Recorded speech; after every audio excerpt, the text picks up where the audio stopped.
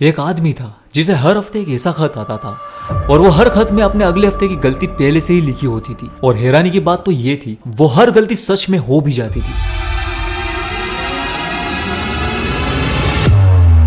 सोचो जरा कैसे। ये किस्सा कोई जादू नहीं है, ये कहानी है रे डेलियो नाम के एक इंसान की, जो आज वर्ल्ड के सबसे बड़े हेज फंड ब्रिज वाटर के फाउंडर है। अब इतना सटीक प्रेडिक्शन कौन कर सकता है? उससे पहले आप शेरलॉक होम्स का ये फाइट सीन देखिए। शेरलॉक होम्स अपने अपोनेंट से मार खा रहा होता है, तभी वो रुकता है, कुछ सेकंड सोचता है, सबसे पहले उसके इमोशंस को हिला दो, ध्यान भटकाओ। जैसे ही वो ब्लाइंड जंप करेगा, उसे ब्लॉक काउंटर में सीधा एक घूसा उसके बाएं गाल, उसका दिमाग लड़खड़ाएगा, संतुलन बिगड़ेगा।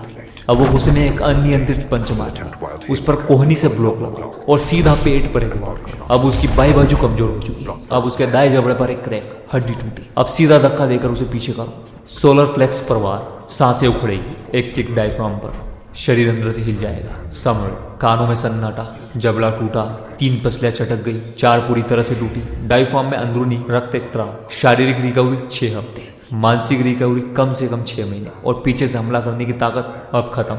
लेकिन ये तो अभी सिर्फ उसने सोचा, रियल एक्शन तो भी बाकी है। अब शेरलॉक उसी अंदाज में उसे मारना स्टार्ट करता है जैसा उसने सोचा था, और उसी स्टाइल में और उसी जगह मारता है जैसा उसने सोचा था। इसे बोलते हैं मेंटल मॉडल। अब आप ये कैसे डेवलप कर सकते हैं अपनी लाइफ की हर फील्ड में। लेकिन वो खत जो रे को आते थे, रे डेलियो को जो खत आते थे, वो खुद उन्हें लिखते थे। रे डेलियो हर वीकेंड अपने लिए खत लिखते थे, जिसमें वो लिखते थे, अगर मैं अपनी पुरानी आदतों के हिसाब से सोचूं तो अगले हफ्ते में ये गलती कर सकता हूँ। ये खत प्रेडिक्टिव नहीं होते थे, ये वार्निंग होते थे, सेल्फ अवेयरनेस के रिमाइंडर्स। और यही रीजन था कि उन्होंने अपने डिसीजन में दूसरों से 10 गुना क्लियरिटी और कंट्रोल डेवलप कर लिया। अब सवाल ये है, क्या कोई ऐसा तरीका है जिससे हम भी अपनी लाइफ में आने वाली गलतियों को पहले ही पकड़ सकें? क्या कोई ऐसी चीज है जिससे हम सही डिसीजन लेना शुरू करें, चाहे लाइफ हो या करियर या हो पैसा कमाना? यही है मेंटल मॉडल्स का कमाल। मेंटल मॉडल्स का मतलब होता है सोचने के तैयार टूल्स, जिनसे हम अपने एवरेज थिंकिंग को एक्सेप्शनल थिंकिंग में बदल सकते हैं। जैसे गूगल मैप्स आपको रास्ता दिखाता है, वैसे ही मेंटल मॉडल्स आपको डिसीजन में क्लियरिटी देता है। हर इंसान रोजाना औसतन 35,000 डिसीजन लेता है। इनमें से 90% डिसीजन या तो आदत से आते हैं या फिर इमोशन से, और इसी का रिजल्ट होता है regret, missed opportunity, frustration, confusion. लेकिन जो लोग मेंटल मॉडल यूज करते हैं वो इन पैटर्न्स को तोड़कर क्लियरिटी में जीते। आज हम बात करेंगे खास मेंटल मॉडल की, जो आपको सबसे अलग और शेरलॉक होम्स जैसा सोचने के लिए मदद करेगा। उससे पहले आपको स्क्रीन पर 2 इमेज दिख रही है, जरा गौर से देखिए और बताइए कौन सी स्पाइरल्स 2 पार्ट से मिलकर बनी है और कौन सी सिर्फ सिंगल पार्ट है।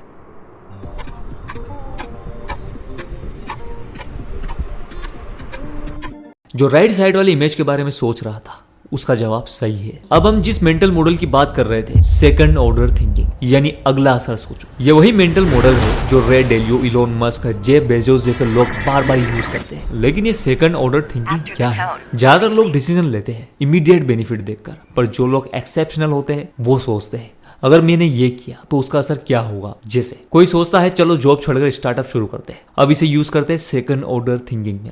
अगर मैंने जॉब छोड़ी तो 6 महीने की सेविंग्स है, अगर फेल हुआ तो क्या होगा? क्या मैं लीन स्टार्टअप चला सकता हूँ? क्या मेरी मेंटल रेडीनेस है? या फिर अगर कोई कहता है चलो आज चीट डे मार लेते हैं, फिर उसे सेकंड ऑर्डर थिंकिंग में सोचते हैं, अगर आज मैंने चीट डे मारा तो फिर कल गिल्ट आएगा, फिर मोटिवेशन गिरेगा, फिर अगले हफ्ते जिम मिस करूंगा। एक स्टूडेंट था जो हर बार एग्जाम से पहली रात जागता था। जब उसने सेकंड ऑर्डर थिंकिंग यूज किया तो उसने खुद से पूछा, आज अगर मैं फिर से पूरी रात जगा तो क्या होगा? Brain fog, memory loss, anxiety बढ़ेगी। अब उसने सोचा, अगर मैंने आज से 1 घंटा रोज पढ़ना शुरू कर दिया तो 1 हफ्ते बाद क्या होगा? कंटेंट कवर, बेटर रिकॉल, कम तनाव। उसने नेक्स्ट 13 डेज के लिए ये मॉडल बना लिया। हर डिसीजन से पहले अगला असर क्या है ये सोचने लगा। मैं खुद सेकंड ऑर्डर थिंकिंग कैसे यूज करता हूँ? जब मैं कोई वीडियो स्क्रिप्ट लिखता हूँ तो मैं सिर्फ कंटेंट पर फोकस नहीं करता, मैं खुद से पूछता हूँ अगर व्यूअर्स ने ये देखा तो क्या सीखेगा, अगर उसने सीखा तो क्या एक्शन लेगा, अगर एक्शन लिया तो क्या चेंज लाएगा अपनी लाइफ में। इसलिए मेरी हर स्क्रिप्ट सिर्फ नॉलेज नहीं देती, वो रियल ट्रांसफॉर्मेशन का बीज डालती। हम सेकंड मेंटल मॉडल पर आगे बढ़े उससे पहले आपको ये टी शर्ट दिख रही है, इस टी शर्ट में कितने होल्स?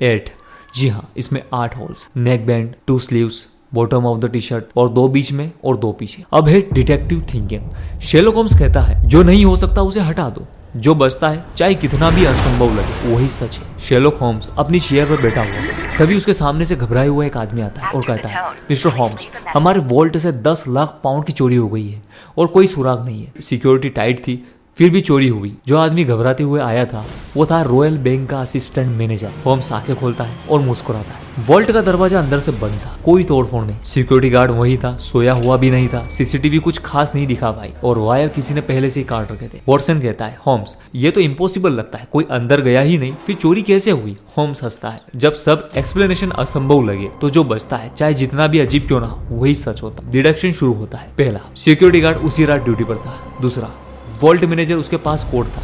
तीसरा, जेनिटर जिसने उन दिनों क्लीनिंग की थी। आईटी टेक्नीशियन सीसीटीवी मेंटेनेंस के लिए आया था।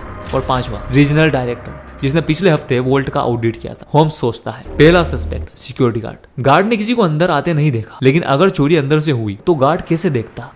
एलिमिनेट नहीं कर सकते, पर अनलाइकली। दूसरा सस्पेक्ट वॉल्ट मैनेजर, उसके पास था कोड, पर उसका एलिबी स्ट्रॉन्ग है, सीसीटीवी में वो घर था, इसे छोड़ देते हैं।